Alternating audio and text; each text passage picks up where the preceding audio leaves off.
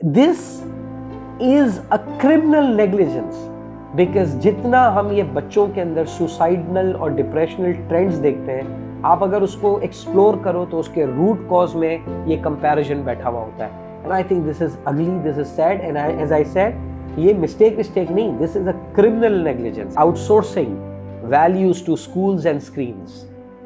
Yes, outsourcing values to schools and screens. Values parents का core job responsibility है सिखाना। Core ये आपकी रिस्पॉन्सिबिलिटी है, ये स्कूल की रिस्पॉन्सिबिलिटी नहीं है, ये स्क्रीन्स की रिस्पॉन्सिबिलिटी नहीं है, ये आपकी रिस्पॉन्सिबिलिटी है। आप ये नहीं सोचें कि मैं उसको वैल्यूज वाली मूवीज दिखाकर वैल्यूज सिखाऊंगा। सर जी, अब आज के दौर में आपका बच्चा कौन कौन सी वैल्यूज कहां से सीख रहा है, आप यकीन करें आपको उसका इदराक भी नहीं है। मैं और मेरी बेटी हम जमजमा में वॉक कर रहे थे और पार्क पे, और वहाँ पे मैंने वो देखा, एक फादर वो अपने बच्चे के साथ लगा हुआ है, वो बच्चा शायद दरख्त चढ़ने का अटेम्प्ट कर रहा था और अब्बा जी उसको चढ़ने नहीं दे रहे। तो हम लोग फिर वहीं से गुजर रहे थे, तो मैं वहाँ गया, तो मैंने उसको बोला, मैंने कहा बच्चा क्या कर रहा है? बोला यार बैठते कहाँ इनको दरख्त पे। मैंने कहा आपको बचपन में शौक था? बोला हमें शौक भी था, गिरे भी हैं, टांगे भी तुड़वाई हैं, इसीलिए तो इनको रोक रहे हैं। मैं कहा नहीं सर, आप इसलिए नहीं रोक रहे, आप इसलिए रोक रहे हैं क्योंकि अब आप गिरने के बाद डरपोक बन गए और आप चाहते हैं कि ये भी आपकी तरह डरपोक बन जाए।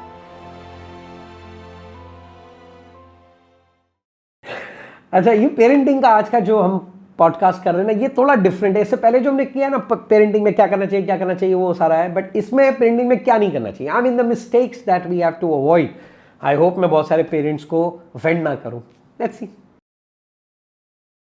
बिस्मिल्लाहिर्रहमानिर्रहीम, अस्सलाम वालेकुम। Sohail जिंदानी here with yet another episode of the Sohail जिंदानी podcast. आज का टॉपिक मेरा एक एक्सट्रीमली फेवरेट सब्जेक्ट, पेरेंटिंग, मगर आज हम पेरेंटिंग को मिस्टेक्स के लेंस से देखेंगे। इससे पहले हमने पेरेंटिंग स्किल्स और उसके ऊपर पहले भी बात की है, लेकिन आज पर्टिकुलरली हम 8 ऐसी मिस्टेक्स जो पेरेंट्स कमिट करते हैं, नॉट आउट ऑफ कोई बुरा intent, out of their love, but ये mistakes it actually cost in the overall upbringing and development of a child.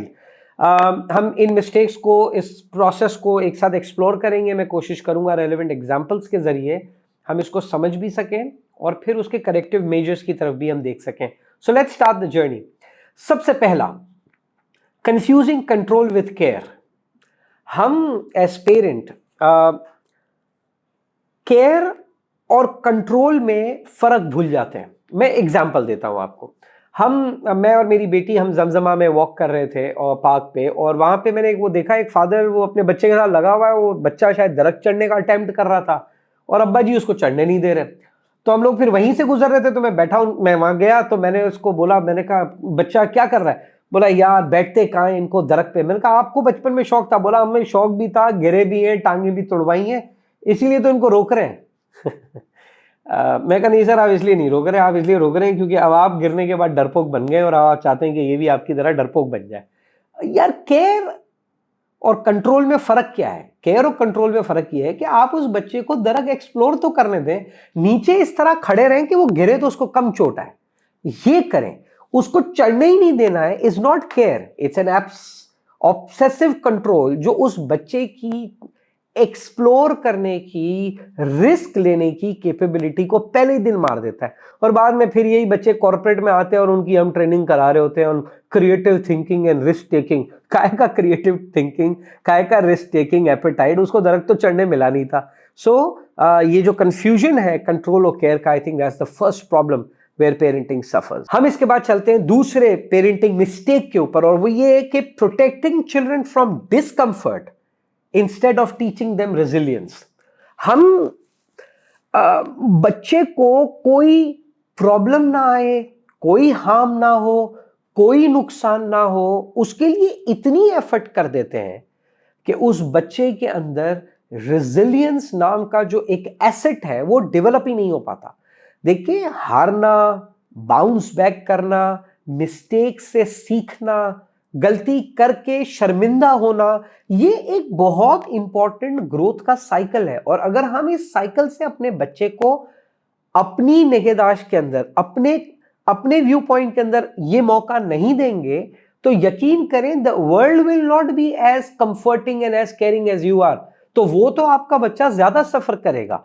और मैंने देखा है बहुत सारे पेरेंट्स की बड़ी ख्वाहिश होती है, बस मेरे बच्चे को कुछ ना हो जाए, मेरे बच्चे को तकलीफ ना हो, मेरे बच्चे, ओ जी उसे करने दें, उसे लाइन में लगने दें, उसे वेट करने दें, उसे थोड़ी देर भूख बर्दाश्त करने दें। ये रेजिलियंस आज अगर आपने उनको अपने प्यार और अफेक्शन की वजह से नहीं दी, तो दुनिया फिर उसको अपनी क्रूडनेस और हार्शनेस के साथ तो ऐसे सिखाएगी कि वो सीखते सीखते बहुत सारे बच्चे बड़े होकर टूट जाते हैं।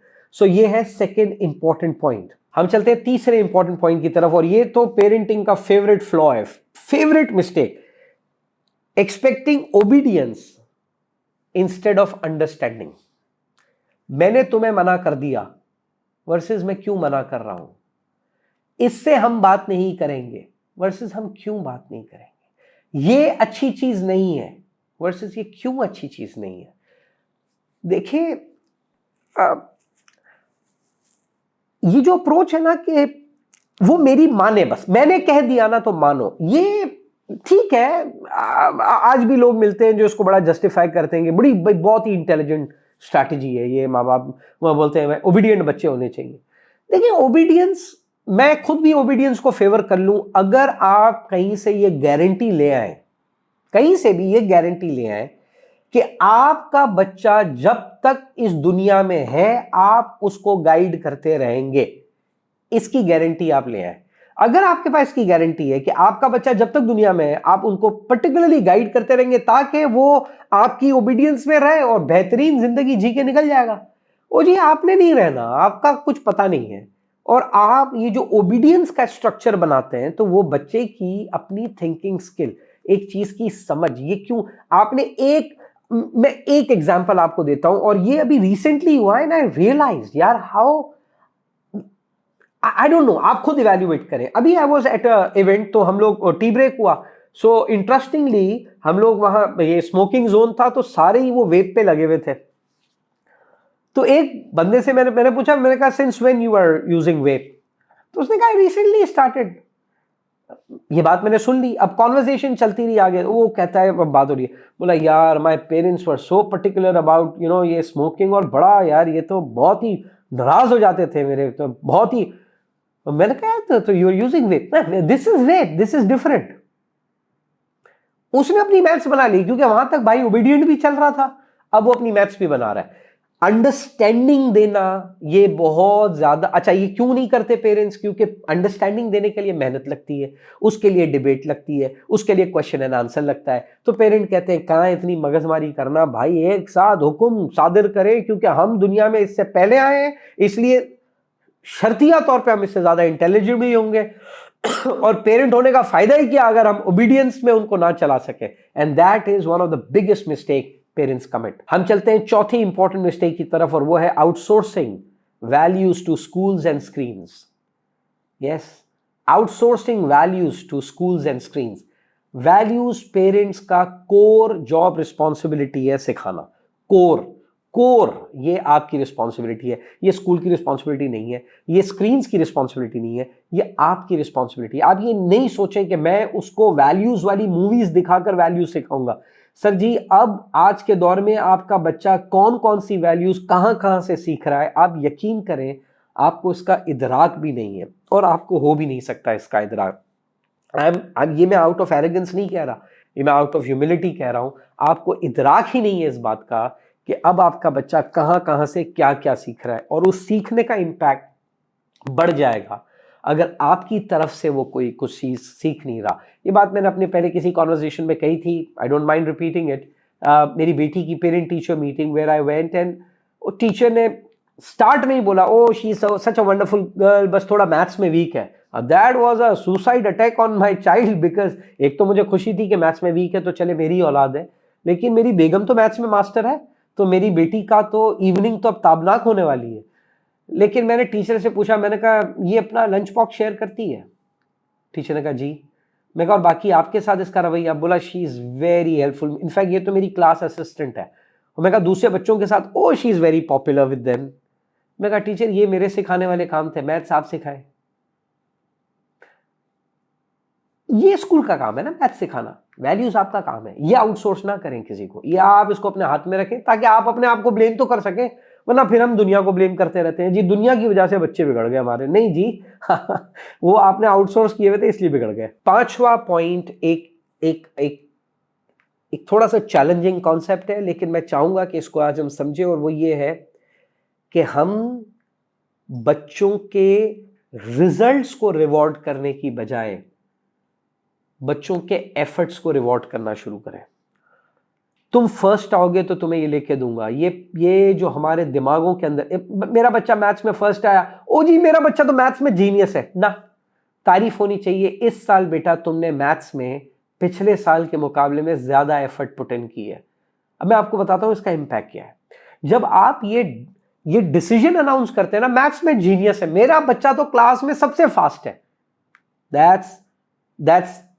दैट्स डेंजरस, क्योंकि अब आपने उसका माइंड लॉक कर दिया है। लेकिन जब आप उसकी एफर्ट को अप्रिशिएट करोगे तो इससे एडवांटेज क्या है कि माने अगले साल आपका बच्चा वो नहीं भी अटेन कर पाता, तो उसको पता है ब्लेम कहां करना है, उसको ब्लेम करना है एफर्ट को। लेकिन आज हम अपने बच्चे को ग्लोरीफाई, मेरा बच्चा जीनियस, मेरा बच्चा कमाल, मेरा बच्चा फास्टेस्ट, मेरा बच्चा स्मार्टेस्ट, वो इतना ब्रांड कर दिया है, इतना उसको हमने एग्जैजरेट कर दिया है कि अब जब वो बच्चा वो स्टैंडर्ड मेंटेन नहीं कर पाता तो वो अपने आप को ब्लेम करता है। उसे अपने आप को ब्लेम नहीं करना है, अपने एफर्ट को ब्लेम करना है। सो रिवॉर्ड अपने बच्चे के एफर्ट्स रादर देन उनके रिजल्ट्स। दिस विल चेंज इंशाल्लाह a complete development nurturing plan for your child इंशाल्लाह। छठा पॉइंट, मेरे ख्याल से पेरेंटिंग की सबसे बड़ी mistake is comparing your child. अब वो आप अपने घर में करें, बाहर के घर में करें, डायरेक्टली करें, सटली करें, जैसे करना है करें, but comparing your child, it's one of the greatest blunder a parent does. मैं एक स्कूल में पेरेंट टीचर मीटिंग था और उनका पेरेंट का गैदरिंग करके उन्होंने कहा कि हम पेरेंट्स के साथ एक सेशन करेंगे। सो दे invited me and I spoke there. मेरे सेशन के बाद पेरेंट्स केम मेट मी। तो एक लेडी मेरे पास आई, मुझे कहती है सुहेल, मेरा बेटा माशाल्लाह इतना होशियार, इतना स्मार्ट है, क्लास 9th में, सच एन ओबीडियंट चाइल्ड, पढ़ाई में इतना मेहनत करता है, स्पोर्ट्स में इतना अच्छा। और मेरी बेटी, and I use the exact word, बहुत ढीठ है, बिल्कुल नहीं सुनती। इनफैक्ट अभी थोड़े दिन पहले ही मैं उसे डांट रही थी और उसे कह रही थी कि भैया जैसी क्यों नहीं बनती। तो मुझे कहती है कि आप भैया से इतनी खुश थी तो मुझे पैदा क्यों किया। तो मैं चुप रहा। तो मुझे कहती है बताएं। मैं कहा नहीं बताएं ना, पैदा क्यों किया, सवाल जेन्युइन है सवाल सही है। अगर आपको लग रहा था कि एक बिल्कुल परफेक्ट बच्चा दुनिया में आ गया है तो बस फिर आप दूसरे बच्चे की ख्वाहिश छोड़ देती। ये कहां से आता है, ये हमारे पता नहीं ये ज़हनों में कैसे घुसा है कि अगर आपके पास 3 बच्चे हैं तो तीनों एक जैसे होने चाहिए। ये तो खूबसूरती है कि 3 अलग होते हैं, ये तो खूबसूरती है कि वो 3 एक दूसरे से नहीं मिलते और हम में से कोई किसी से नहीं मिलता। प्रॉब्लम यह है कि हमने एक बेंचमार्क बना लेते हैं और उस बेंचमार्क को बाकी सब पे लगाते रहते हैं। What a shame. इनफैक्ट मैं तो इसको कहता हूं this is a criminal negligence, because जितना हम ये बच्चों के अंदर सुसाइडल और डिप्रेशनल ट्रेंड्स देखते हैं, आप अगर उसको एक्सप्लोर करो तो उसके रूट कॉज में ये कंपैरिजन बैठा हुआ होता है। And I think this is अगली, this is sad, and as I said, ये मिस्टेक नहीं, this is a criminal negligence and I think this should be addressed.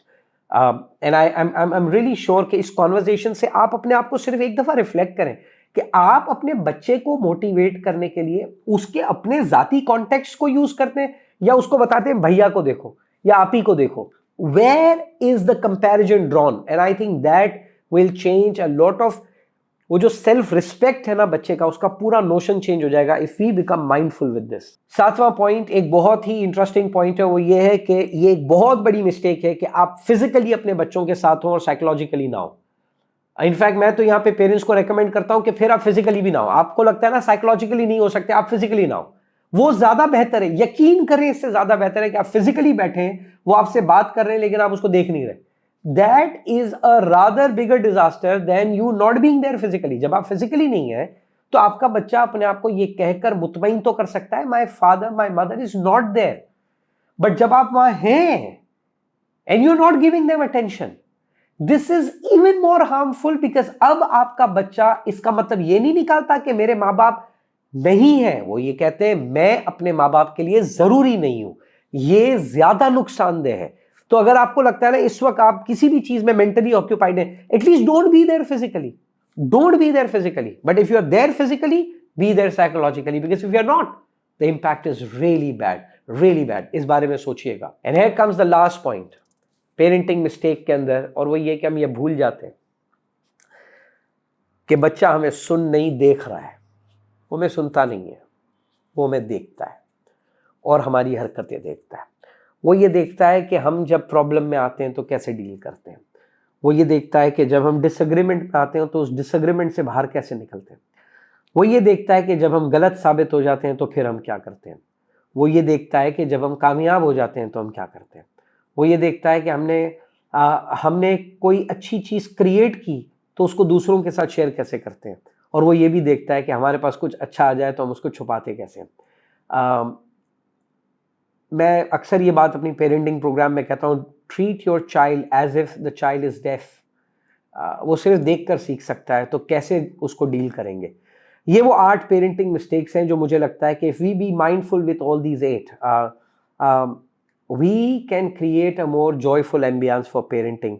अपने फीडबैक ज़रूर दीजिएगा और ये बताइएगा कि इसमें से कौन सी मिस्टेक है जो आप करते हैं। बहुत दफ़ा होता ही है कि पॉडकास्ट सुन के हमको लगता है ये सारी मिस्टेक कोई और कर रहा है नहीं सर, ये सारी मिस्टेक कोई और कर रहा होता तो मुझे इन 8 मिस्टेक्स के बारे में नहीं पता होता, क्योंकि ये 8 मैंने भी की हैं और ये हो नहीं सकता कि हम ना कर रहे हो। रिफ्लेक्ट करें, let's have this conversation going forward. इंशाल्लाह will do more stuff on parenting, but I hope you enjoyed this one. Thank you.